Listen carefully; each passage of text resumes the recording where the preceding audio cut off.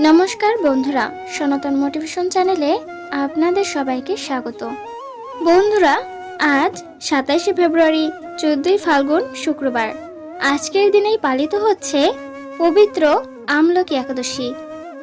ফাল্গুন মাসের শুক্লপক্ষের একাদশী হলো আমলকি একাদশী।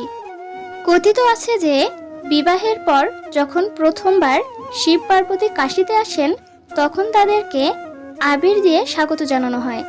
এই জন্য এই একাদশীর নাম রঙ্গভরি একাদশী নামেও পরিচিত। আমলকি একাদশীর দিনে আমলকি বৃক্ষের স্মরণ মাত্র গোদানের ফল, দর্শনে তাহার দ্বিগুণ এবং এর ফল ভক্ষণে 3 গুণ ফল লাভ হয়। এই জন্য এই আমলকি একাদশী ব্রত খুবই মাহাত্ম্যপূর্ণ। বন্ধুরা, আজকের দিনে অনেকেই হয়তো এই আমলকি একাদশী ব্রত পালন করছেন। যারা একাদশী ব্রত পালন করেন তারা এই বিষয়টি নিশ্চয়ই জানেন যে একাদশীর ব্রত কথা শ্রবণ না করলে সেই একাদশী ব্রত অসম্পূর্ণ থেকে যায়। এবং যারা কোনো কারণবশত এই একাদশী ব্রত পালন করতে পারছেন না, তারাও ভগবানের সম্মুখে একটি প্রদীপ প্রজ্বলন করে ব্রত কথাটি অবশ্যই শ্রবণ করবেন। তাতেও এই ব্রতের পূর্ণ ফল অনেকাংশে লাভ করা সম্ভব। আশা করছি দর্শক বন্ধুরা ব্রত কথাটি শ্রবণ করে আপনাদের ভালো লাগবে। ভিডিওটি ভালো লাগলে অবশ্যই একটি লাইক করবেন এবং আপনি যদি এই চ্যানেলের নতুন দর্শক হয়ে থাকেন তাহলে এখনই চ্যানেলটিকে সাবস্ক্রাইব করুন। তাহলে শুরু করা যাক আমলকি একাদশীর ব্রত কথা। জয় শ্রীকৃষ্ণ, রাধে রাধে।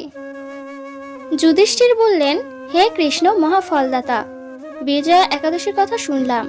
এখন ফাল্গুন মাসের শুক্লপক্ষের একাদশী যে নামে বিখ্যাত তা বর্ণনা করুন।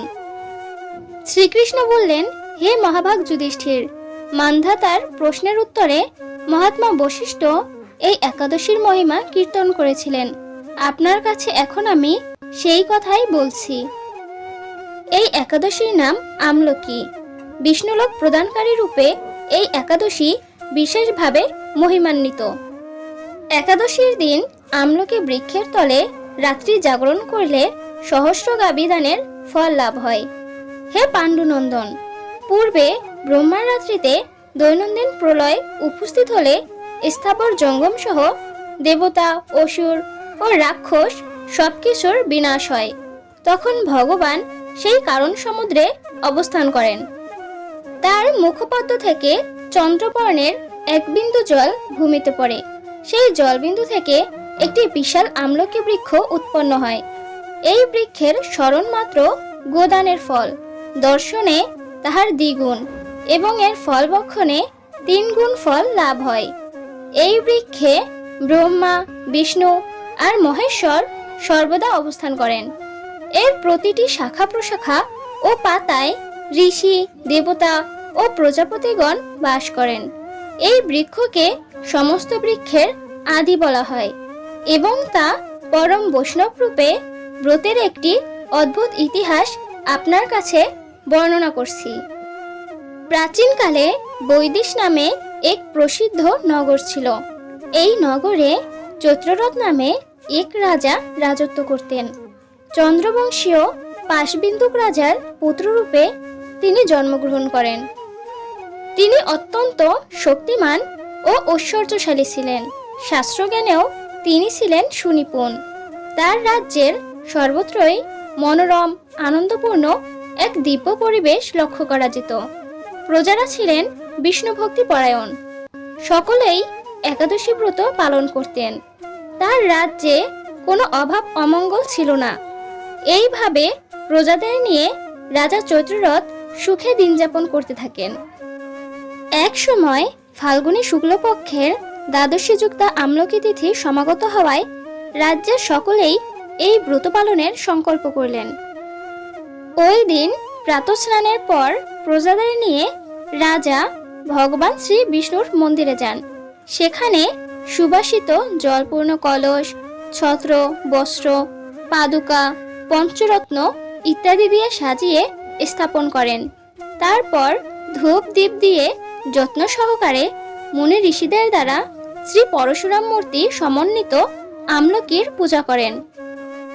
হে পরশুরাম, হে রেণুকার সুখবর্ধক, হে রাত্রি, হে পাপ বিনাশিনী আমলকি, তোমাকে প্রণাম, আমার অর্ঘ্য জল গ্রহণ করো।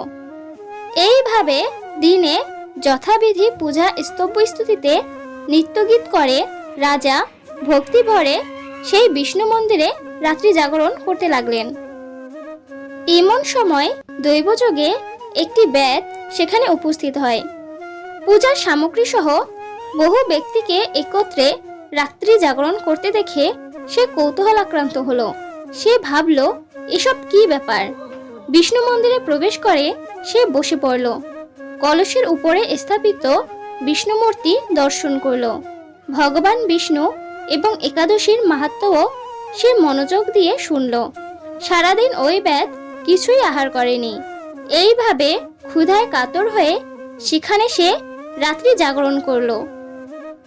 পরদিন প্রজাসহ রাজা নগরের দিকে যাত্রা করলেন।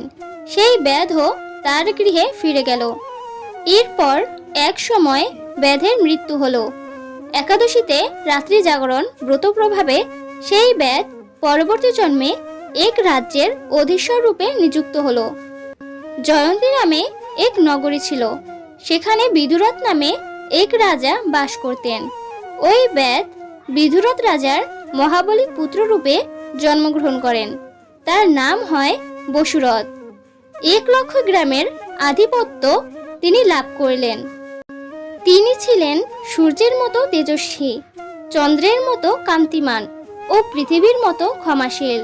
বিভিন্ন সদ্গুণে ভূষিত বসুরথ পরম বিষ্ণুভক্তি পরায়ণ হন। এই মহাদাতা রাজা একবার শিকার করতে গিয়ে পথ ভুলে যান। গভীর জঙ্গলের মধ্যে ক্ষুধায় পীড়িত হয়ে তিনি ক্লান্তিবশত শুয়ে পড়েন। এমন সময় কতগুলি পর্বত নিবাসী ম্লেচ্ছ রাজার কাছে এসে নানাভাবে উৎপীড়ন করতে থাকে। রাজাকে তাদের শত্রু মনে করে তারা হত্যা করতে চেষ্টা করে। পূর্বে এই রাজা আমাদের পিতামাতা, পুত্র পৌত্র সবাইকে মেরে ফেলেছে, আমাদের গৃহ ছাড়া করেছে। এইরকম বলতে বলতে ম্লেচ্ছরা রাজাকে হত্যা করতে উদ্যত হয়। তারা বিভিন্ন অস্ত্রশস্ত্রে তাকে আঘাত করতে থাকে, কিন্তু আশ্চর্যের বিষয় তাদের সকল প্রচেষ্টা ব্যর্থ হয়। রাজার কোনো ক্ষতি তারা সাধন করতে পারেনি। তখন রাজার শরীর থেকে নানা অলঙ্কারে বিভূষিতা এক পরমা সুন্দরী স্ত্রী আবির্ভূত হন। মহাশক্তিধারিণী ওই নারী অল্প সময়ের মধ্যেই সকল পাপী ম্লেচ্ছকে নিধন করল। রাজার নিদ্রা ভঙ্গ হলো। এই ভয়ানক হত্যাকাণ্ড দেখে রাজা অত্যন্ত বিস্মিত হলেন। তিনি বলতে লাগলেন, আমাদের শত্রুদের হত্যা করে কে আমার প্রাণ রক্ষা করল? এমন কৃপালু কে আছে? আমি তার প্রতি আমার কৃতজ্ঞতা প্রকাশ করছি। এমন সময়ে দৈববাণী হলো, ভগবান কেশব ব্যতীত শরণাগতকে রক্ষা করবার আর কে আছে? তিনি শরণাগত পালক। দৈববাণী শুনে তিনি ভক্তিযুক্ত চিত্তে গৃহে ফিরে এলেন। তারপর প্রজাসহ মহাসুখে ইন্দ্রের মতো নিষ্কণ্টক রাজ্য ভোগ করতে লাগলেন। বশিষ্ঠ বললেন, হে রাজন, যে মানুষ এই পরম উত্তম আমলকি একাদশী ব্রত পালন করেন তিনি নিঃসন্দেহে বিষ্ণুলোক প্রাপ্ত হন। আশা করছি দর্শক বন্ধুরা ব্রতকথাটি শ্রবণ করে আপনাদের ভালো লেগেছে। ভিডিওটি ভালো লাগলে অবশ্যই একটি লাইক করবেন এবং আপনি যদি এই চ্যানেলটিকে এখনো সাবস্ক্রাইব না করে থাকেন তাহলে এখনই চ্যানেলটিকে সাবস্ক্রাইব করুন। হরে কৃষ্ণ।